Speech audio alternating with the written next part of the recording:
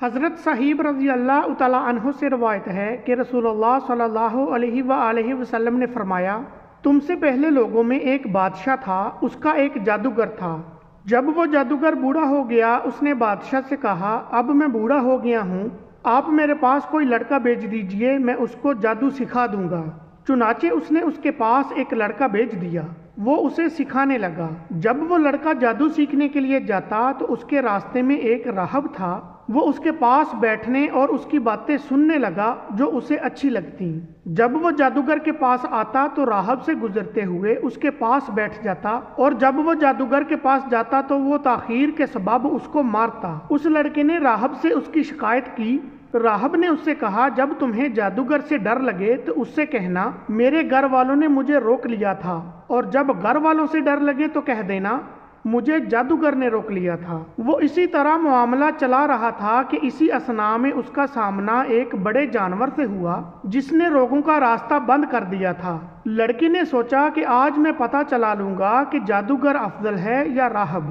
اس نے ایک پتھر اٹھایا اور کہا، اے اللہ، اگر تجھے راہب کا معاملہ جادوگر سے زیادہ پسند ہے تو اس جانور کو قتل کر دے تاکہ لوگ گزر سکیں۔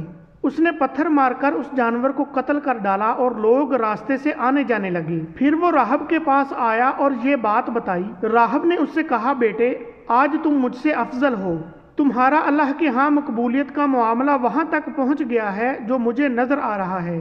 اب جلد ہی تمہاری آزمائش ہوگی، جب تم آزمائش میں مبتلا ہو جاؤ تو میری نشاندہی نہ کر دینا۔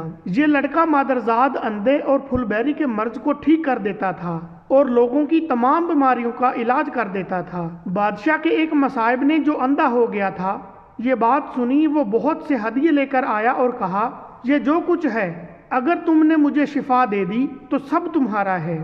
لڑکے نے کہا، میں کسی کو شفا نہیں دیتا، شفا اللہ دیتا ہے۔ اگر تم اللہ پر ایمان لے آؤ تو میں اللہ سے دعا کروں گا، اللہ تمہیں شفا عطا فرما دے گا۔ وہ اللہ پر ایمان لے آیا اور اللہ نے اسے شفا دے دی۔ وہ بادشاہ کے پاس گیا اور پہلے کی طرح اس کے پاس بیٹھ گیا۔ بادشاہ نے اس سے پوچھا، تمہاری بنائی کس نے لوٹا دی؟ اس نے کہا، میرے رب نے۔ بادشاہ نے کہا، کیا میرے علاوہ تیرا کوئی اور رب ہے؟ اس نے کہا، میرا اور تمہارا رب اللہ ہے۔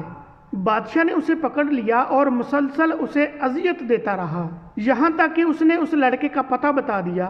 اس لڑکے کو لایا گیا۔ بادشاہ نے اس سے کہا، بیٹے، تمہارا جادو یہاں تک پہنچ گیا ہے کہ تم مادرزاد اندھوں کو ٹھیک کر دیتے ہو، پھول بیری کے مریضوں کو تندرست کر دیتے ہو، اور یہ کرتے ہو اور یہ کرتے ہو۔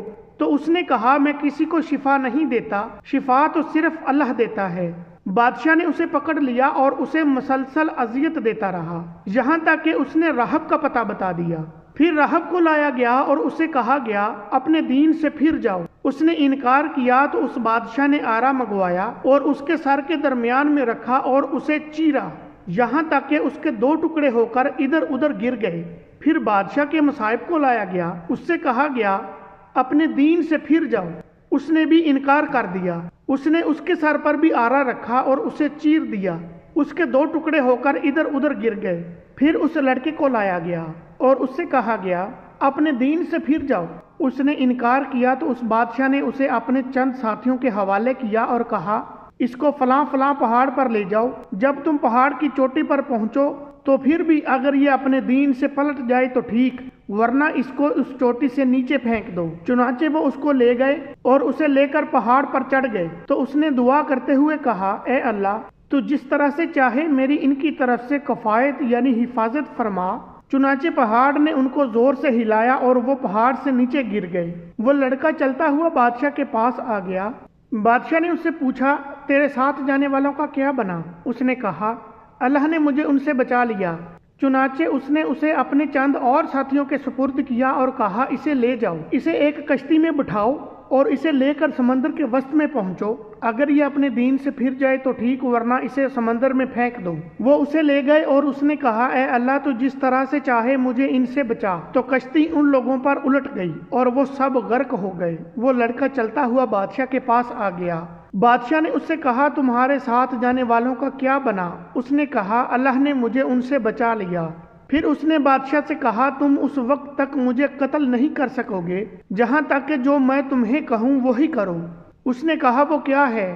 لڑکی نے کہا سب لوگوں کو ایک میدان میں جمع کرو اور مجھے ایک درخت پر سولی کے لیے لٹکاؤ، پھر میرے ترکش میں سے ایک تیر لو، اسے کمان کے درمیان میں رکھو، پھر کہو اللہ کے نام پر جو لڑکے کا رب ہے، پھر مجھے اس کا نشانہ بناؤ، اگر تم نے اس طرح کیا تو مجھے مار دو گے۔ اس نے سب لوگوں کو ایک میدان میں جمع کیا، اسے کھجور کے ایک تنے کے ساتھ لٹکا دیا، پھر اس کے ترکش سے ایک تیر نکالا، اسے کمان کے درمیان میں رکھا، پھر کہا اللہ کے نام سے جو اس لڑکے کا رب ہے، پھر اسے نشانہ بنایا تو تیر اس کی کن پٹی کے اندر گھسا۔ لڑکے نے اپنا ہاتھ اپنی کن پٹی پر تیر لگنے کی جگہ رکھا اور جان باختہ ہو گیا۔ اس پر سب لوگ کہہ اٹھے ہم اس لڑکے کے رب پر ایمان لائے، ہم لڑکے کے رب پر ایمان لائے، ہم لڑکے کے رب پر ایمان لائے۔ بادشاہ کے پاس آ کر کہا گیا جس بات سے تم ڈرتے تھے اسے دیکھ لیا، اللہ کی قسم تمہارا ڈر حقیقت بن کر تم پر آن پڑا۔ لوگوں نے ایمان قبول کر لیا۔ بادشاہ نے راستوں کے سروں پر خندق کی کھدائی کا حکم دیا تو وہ کھود دی گئی، ان میں آگ بھڑکا دی گئی۔ اس بادشاہ نے کہا جو اپنے دین سے نہ پھرے ان کو جلا ڈالو، یا اس ایمان لانے والے سے کہا جاتا اس کے اندر گھسو تو وہ ایسا کر گزرتے، یہاں تک کہ ایک عورت آئی، اس کے ساتھ ایک بچہ بھی تھا، اس نے اس میں گرنے سے تردد کیا تو اس بچے نے اس سے کہا میری ماں صبر اختیار کر، تو یقیناً حق پر ہے۔